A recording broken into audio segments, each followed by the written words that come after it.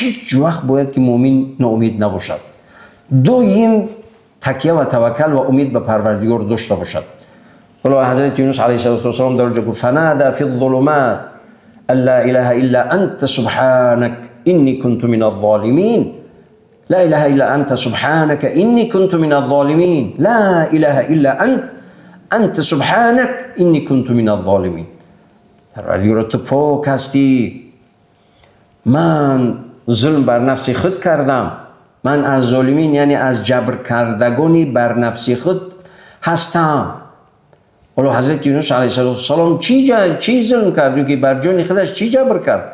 قومش را دعوت کرد دید که هیچ قبولش نمیکنن، از قومش روی گرداند رفت. برای همین ببین که به این آفت مبتلا شد. باید که مسلمان از تربیت فرزندش، از نصیحت فرزندش، از نصیحت خانواده‌اش، از نزدیکانش، از دوستانش، از دعوت هیچ وقت باید خسته نشود. دویم بگد بچه‌ام بلکه گفتید باز دعا کنید قبول می شود. یگانه چیزی که میگوید تقدیر رو تغییر میدهد این دعا هست و نیکی، خصوصا نیکی به پدر و مادر، اون رو با برکت میکند. دعا و نیکی به پدر و مادر و نیکی به دیگران. پیامبر صلی الله علیه و آله میگه لا رد القضاء الا الدعاء. قضا و قدر رو هیچ چیز تغییر نمیدهد مگر دعا. ولا يزيد في العمر الا البر. و در عمر یعنی عمرت دراز نمیشد مگر نیکی عمرت رو دراز میکند. حالا نیکی به پدر و مادر باشد یا که به عموم مردم. نیکی نکوکاری خوشبخت‌ترین انسانت میکند. دعا در تمام ماه مبارک رمضان، چرا که هر لحظه و هر ثانیه و هر دقیقه و هر ساعت و هر روز و هر شب ماه مبارک رمضان از دیگر ماه‌ها و دیگر وقت‌ها 100% یا که 100 در 1000 فرق میکند. چی نیکی باشد چی دعا، پروردگار اجابت میکند بر زیاد. همه این باز چیز با شرافتی چیز با شرافتی که قرآن نازل شدگی است در این ماه مبارک رمضان. برای همین ماه مبارک رمضان با برکت است. برای که آفت و بلا و خطر و ضرر دور شوند دعا. در دوام بعد میگوید که و کذالک ننجی المؤمنین. و همچنان ما یونس را که نجات دادیم، همچنین اگر که مسلمان ها و مؤمن ها دعا کنند مؤمن و مسلمان را هم نجات میدهیم از آفت و ضرر و خطر و بیماری و دیگر همه. حالا روزی جمعه خصوصا این نورهای بالای نور است و سیاکی اخیر شب نورهای بالای نور است. وقتی اجابت دعا هست باید که چیکار کنیم؟ و در این وقت فرصت رو غنیمت بدونیم، دعا کنیم، نکوکار باشیم، نیک باشیم. ان شاء الله دانشمند میگه اذا اردت ان تسعد فاسعد الاخرین. میخوای سعادت دنیا و آخرت رو به دست بیاری، برای سعادتمند کردن دیگران کوشش کن. یتیم، بیچاره، بینوا، کم بضاعت، اولای بی حمایه، بی سروبان، وقتی کمک کردی پروردگار به شما رحم میکند. حالا پیامبر علیه السلام میگن که چیز الراحمون یرحمهم الرحمن. رحم کنندگان رو پروردگار رحمان رحم میکند. برای همین دانشمندا میگن که میخواهید بدونید که چقدر و میخواهید بدونید که چقدر پروردگار نسبتت رحم داره، حالا ببین که در این قلب تو چقدر رحم نسبت دیگرها هست.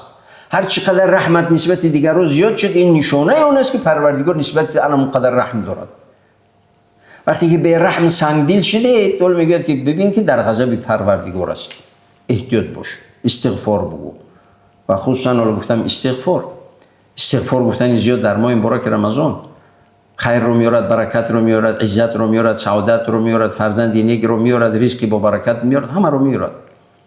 پروردگار میگه استعذ بالله فقلت استغفروا ربكم انه كان غفارا يرسل السماء عليكم مدرارا ويمددكم باموال وبنين ويجعل لكم جنات ويجعل لكم انهارا. فقلت استغفروا بگوی محمد صلی الله علیه و سلم استغفار بگوی. فقلت استغفروا ربكم، پروردگارتون رو استغفر الله. 4 نمود استغفار است. استغفر الله استغفر الله استغفر الله. اللهم انت السلام و منك السلام تبارك ربنا یا ذا الجلال والاکرام. چون که اخیر نماز میگیم که استغفر الله و اتوب الیه، استغفر الله و اتوب الیه. این دوم. استغفر الله العظیم استغفر الله العظیم استغفر الله العظیم الذي لا اله الا هو الحي القيوم و اتوب الیه.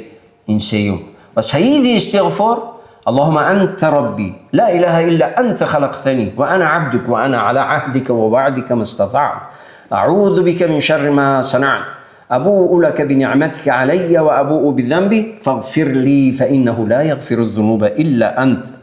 این دعای سید الاستغفار بهترین استغفار رو که پروردگار تو پروردگار من هستی، تو مربی من هستی. اللهم انت ربی لا اله الا انت خلقتنی. هیچ پروردگاری خدای وجود ندارد مگر تو الله سبحانه و تعالی که من رو خلق کرده ای. خلقتنی و انا عبدک و من بنده ای تو هستم.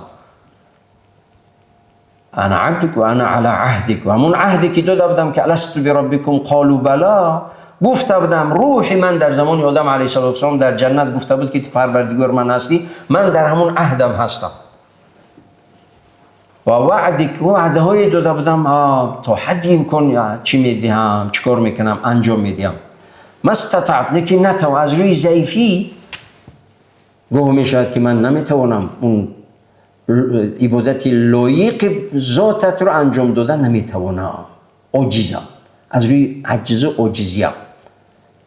ابوء لک بنعمتک علی، من اعتراف میکنم که بشمار نعمتو برایم عطا نمودی. و ابوء بذنبی، بالای این همه نعمتایت من اعتراف میکنم که از عاجزی و ضعیفیم از من گناه صادر میشود. ابوء لک بنعمتک علی و ابوء بذنبی فاغفر لی، پروردگار من رو مغفرت کن. فانه لا یغفر الذنوب الا انت، پروردگار غیر از تو هیچ بخشنده دیگری ندارم. تنها دری تو رو دارم، هیچ دری دیگر برای من باز نیست.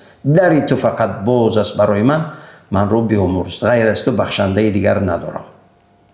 این استغفار است. وقتی که این همه استغفار رو، مناجات و دعا رو میگویید، خداوند عزوجل حتما قبول میکند.